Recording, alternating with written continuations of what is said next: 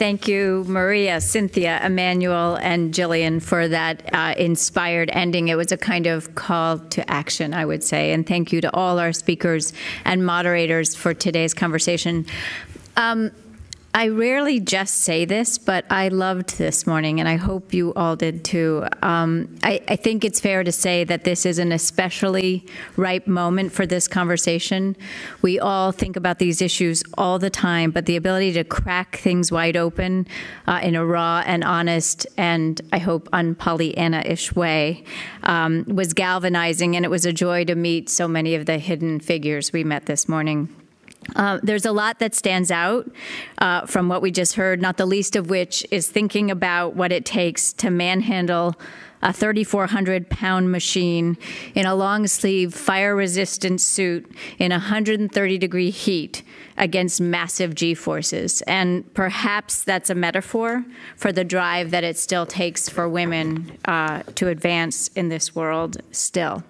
There's so much that I could have selected from what we heard, but I will leave you with these two things, the words of two women we heard today. NIH's Maria Freire said this: understand your worth and understand how to wield your power in an astute and thoughtful way.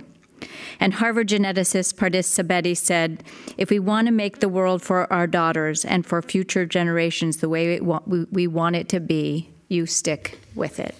So, thank you all for being here. Thank you for sticking with us. You've been such a wonderful audience. We know how precious your time is, and we're really grateful that you spent so much of it with us.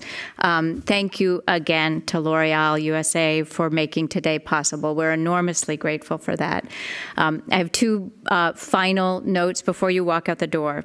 You have an opportunity to connect with Margot Lee Shetterly and Liza Mundy, the two authors you saw here on the stage earlier. They've got their books with them, and in a couple of minutes, they'll be right outside ready to sign at the cafe tables out front. And last but not least, a final request from me, which is that on your chairs and in your emails, you will get a very, very short survey asking about your experience here today. Your opinion and what happened today and what you thought about it matters a lot to us. It actually shapes everything we do, so we pay a lot of attention to you. Thank you so much for your time. Have a wonderful rest of the day.